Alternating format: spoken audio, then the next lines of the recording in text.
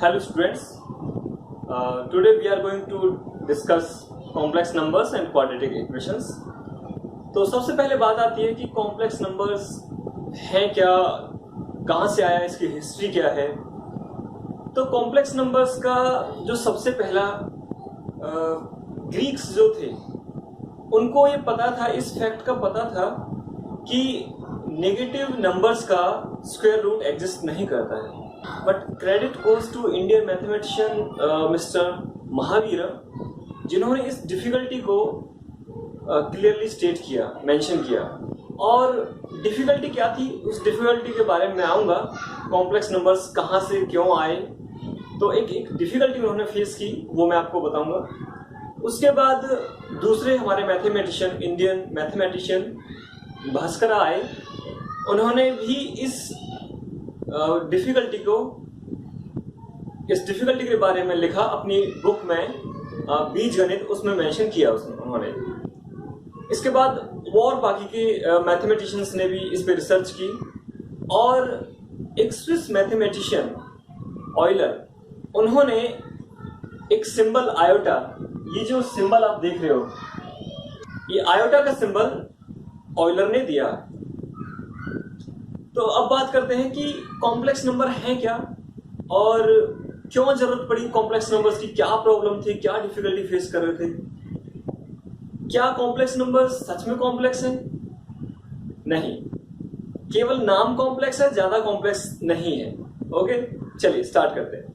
तो सबसे पहला जो डिफिकल्टी थी वो थी कि आपकी अगर एक क्वाड्रेटिक इक्वेशन है x² + 1 = 0, तो आप यहां पे देखोगे जो डिस्क्रिमिनेंट है वो नेगेटिव है। और अभी तक आप 10th क्लास तक जो क्वाड्रेटिक इक्वेशंस पढ़ते आए हो उसमें आपने पढ़ा है d should be greater than और इक्वल टू 0। ठीक है, तभी उस क्वाड्रेटिक इक्वेशन के रियल रूट्स हमें मिलते थे। बट यहां पर क्योंकि d मेरा नेगेटिव है तो इसके रियल रूट्स नहीं हो सकते। और यही प्रॉब्लम थी कि अगर मैं 1 को इधर ले जाऊं तो x² = -1, और अगर मैं x की वैल्यूज निकालूं, यानी कि रूट्स ऑफ दिस इक्वेशन निकालूं, तो मेरे पास आता है ±√-1। अब -1 का अंडर रूट क्या होगा? ठीक है, ये हम लोगों ने नहीं पढ़ा है। और यही वो प्रॉब्लम थी कि जिसकी वजह से कॉम्प्लेक्स नंबर्स एग्जिस्टेंस में आए। तो इस प्रॉब्लम को सॉल्व करने के लिए ऑयलर ने √-1 को एक नए सिंबल का नाम दिया, I, and this is called as iota. So this name of this symbol is iota. Okay, तो क्या प्रॉब्लम सॉल्व हो गई? यस, एक √-1 को उन्होंने एक सिंबल का नाम दिया आयोटा, और इससे हमारी प्रॉब्लम सॉल्व हो गई। कैसे हो गई वो हम अभी देखेंगे कुछ देर में, जब हम क्वाड्रेटिक इक्वेशंस करेंगे। ठीक है, तो अब बात आती है कि चलो ठीक है, आपने आयोटा दे दिया, √-1 = आयोटा आपने बोल दिया। अब तो कॉम्प्लेक्स नंबर क्या है? तो कॉम्प्लेक्स नंबर को डिफाइन किया गया, z से रिप्रेजेंट करते हैं कॉम्प्लेक्स नंबर्स को, z = a + iota b, कि कोई भी मेरा नंबर अगर इस फॉर्म में होगा then this z is called as your complex number.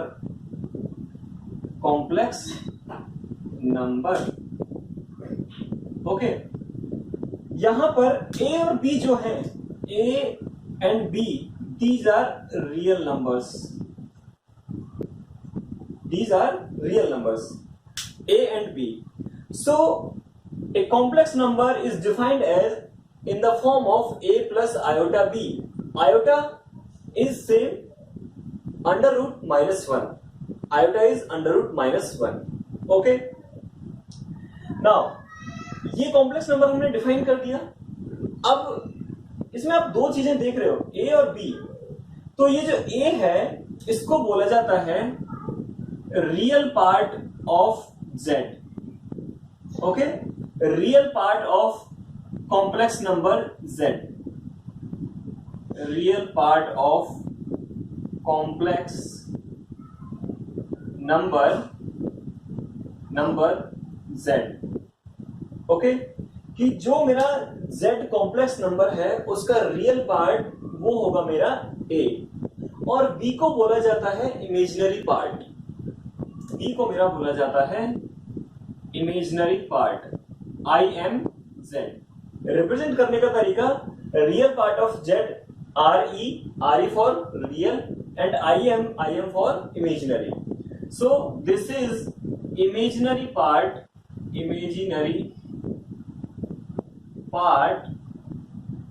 Of complex number z।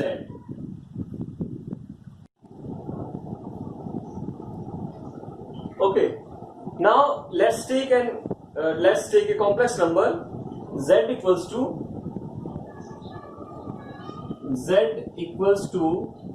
2 plus iota 3। ठीक है, 2 plus iota 3। तो यहां पर जो मेरा 2 है, दिस इज माई, अगर मैं लिखूं REZ यानी कि real part of complex number z, वो मेरा होगा 2, और imaginary part of real complex number z वो मेरा होगा 3। ठीक है, सो this is the concept of real part and imaginary part of A complex number. ठीक है, अब इसी तरह से आपके बहुत सारे एग्जांपल्स कॉम्प्लेक्स नंबर्स के हो सकते हैं। फॉर एग्जांपल, अगर मैं लिखूं 3 प्लस आयोटा माइनस 4/11, ठीक है, ये भी मेरा एक कॉम्प्लेक्स नंबर है, बिकॉज 3 मेरा जो है, अगर मैं इसको रिप्रेजेंट करूं Z1 से, तो ये भी मेरा एक कॉम्प्लेक्स नंबर है, क्योंकि 3 एक रियल नंबर है, माइनस 4/11 ये भी एक रियल नंबर है। So it is in the form of a plus iota b, a plus iota b। ठीक है, तो जो भी नंबर मेरा a प्लस आयोटा b की फॉर्म में होगा वो मेरा एक कॉम्प्लेक्स नंबर होगा। a और b रियल नंबर्स होंगे। अब बात आती है, मान लीजिए मेरे पास दो कॉम्प्लेक्स नंबर्स हैं, Z1 एंड Z2। ओके, तो Z1 को मैं बोलता हूं कि Z1 मेरा है a प्लस आयोटा b, और Z2 है मेरा c plus iota d। Okay, अब अगर मैं कहूं कि Z1 इक्वल्स टू Z2, यानी कि जो दो कॉम्प्लेक्स नंबर्स हैं ये दोनों इक्वल हैं, तो इसके लिए क्या कंडीशन है, ये कब इक्वल होंगे? ठीक है, तो मैं कहता हूं कि Z1 इक्वल्स टू Z2 कब होंगे? Only when their real parts are equal. So real part of Z1 equals to real part of Z2 and imaginary part of Z1 equals to imaginary part of Z2। केवल तभी दो complex numbers मेरे equal होंगे। इस case में यानी कि अगर मेरा A इक्वल्स टू C होगा और B इक्वल्स टू D होगा, then only my two complex numbers Z1 and Z2 will be equal.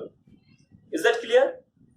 एक छोटा सा एग्जांपल लेते हैं और फिर वहां से हम समझेंगे कि दो कॉम्प्लेक्स नंबर्स कैसे इक्वल होते हैं। ओके, तो एक एग्जांपल है, this is given 4x plus iota 3x minus y equals to 3 plus iota minus 6। तो दो कॉम्प्लेक्स नंबर्स हैं, हमें दिखाई पड़ रहे हैं, a plus iota b, a x की टर्म में है और b x और y की टर्म में है, equals to 3 plus iota minus 6। ये भी एक कॉम्प्लेक्स नंबर है, a प्लस आयोटा b की फॉर्म में। ठीक है, और ये गिवन है that this complex number is equals to this complex number. तो अब वो पूछ रहा है कि x और y की क्या वैल्यूज होंगी। ठीक है, तो अभी हम लोगों ने पढ़ा था कि अगर दो कॉम्प्लेक्स नंबर्स इक्वल हैं तो वो कब इक्वल होंगे? जब उनके रियल पार्ट्स इक्वल होंगे और इमेजिनरी पार्ट्स इक्वल होंगे।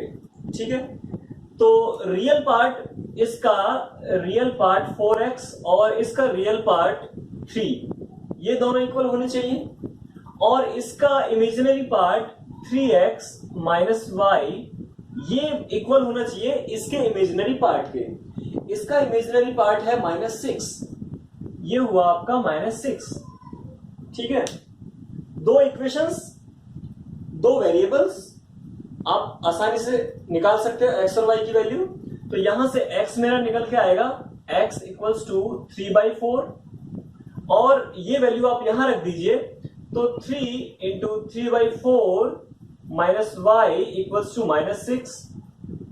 ठीक है, y को उधर ले जाइए, 6 को इधर ले जाइए, 9/4 प्लस 6 तो 33/4, तो y की वैल्यू आ जाएगी आपकी 33/4।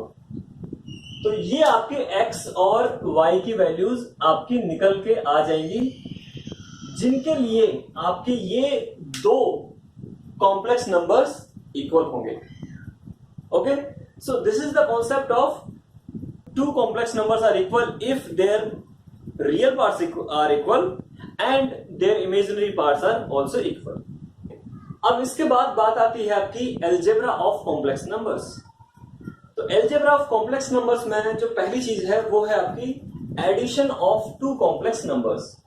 तो addition of two complex numbers, of two complex numbers.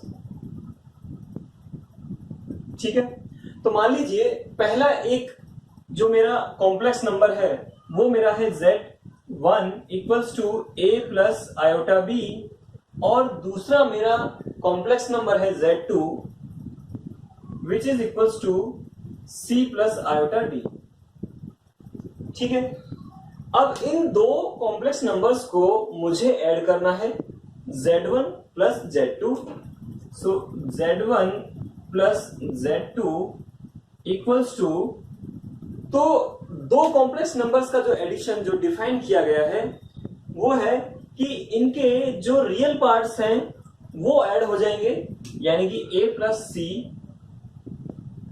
Plus iota imaginary parts, तो b प्लस d। तो दो कॉम्प्लेक्स नंबर्स का addition will be this.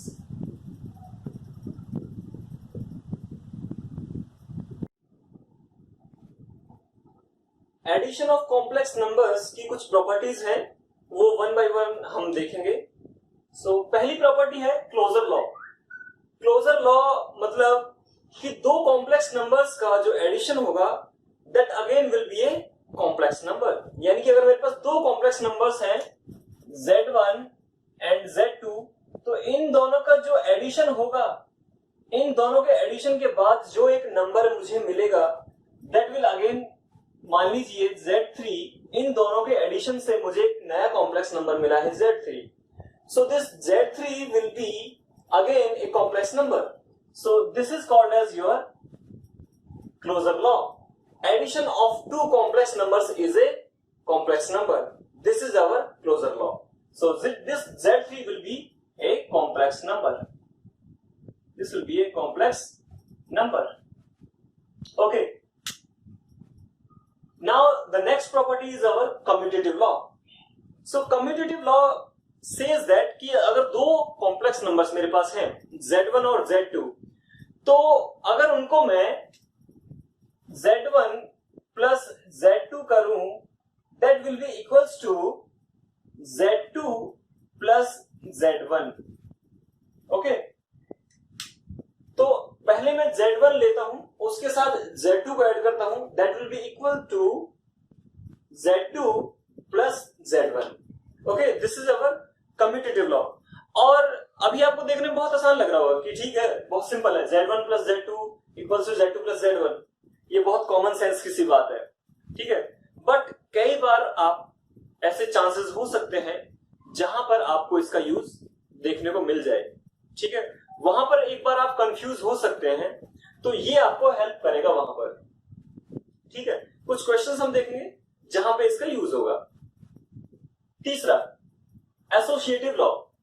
Associative law बोलता है कि अगर मेरे पास तीन कॉम्प्लेक्स नंबर्स हैं Z1, Z2 एंड Z3, तो एसोसिएटिव लॉ कहता है कि पहले अगर मैं Z1 और Z2 को ऐड करूं, इन दोनों का जो रिजल्ट निकल के आए, Z1 प्लस Z2 करने के बाद जो रिजल्ट निकल के आए, उसको मैं Z3 के साथ ऐड करता हूं, this will be equals to, तो इसका जो आंसर होगा, Z1 प्लस Z2 को पहले ऐड किया, उसका जो आंसर निकल के आया उसको हमने Z3 के साथ एडिशन किया।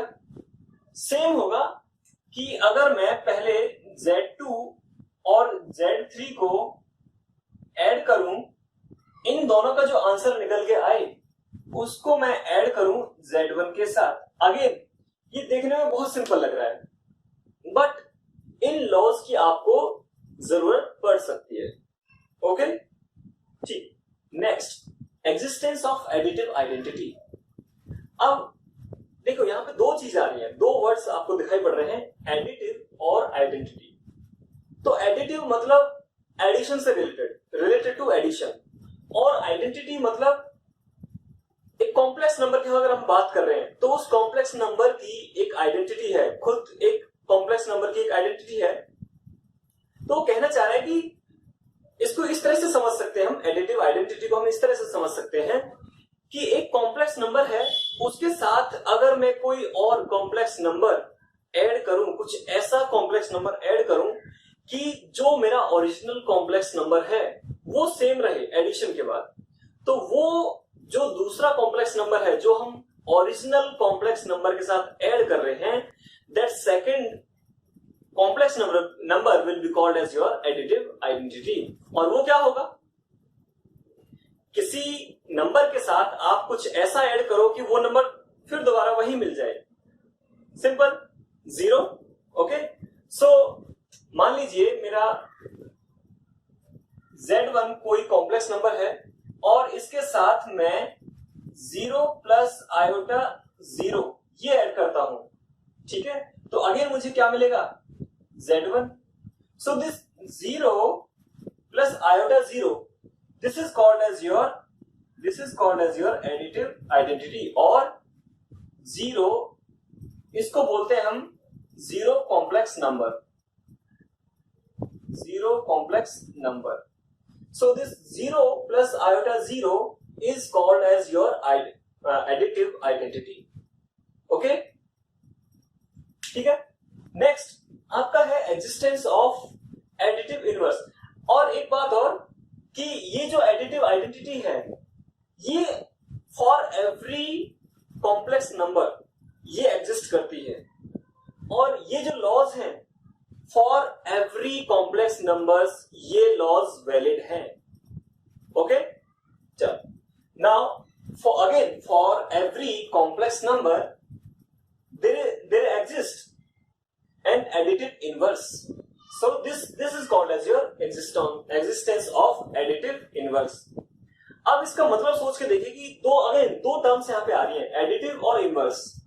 Additive related to addition of complex numbers, inverse का मतलब यहां पे इनवर्स का एक फील आ रही है, इनवर्स मतलब उल्टा क्या, तो यहां पे जो इनवर्स डिफाइन किया है वो डिफाइन किया है, मान लीजिए आपके पास एक कॉम्प्लेक्स नंबर है Z1 equals to a plus iota b, ठीक है। इस कॉम्प्लेक्स नंबर का मुझे एडिटिव इनवर्स निकालना है।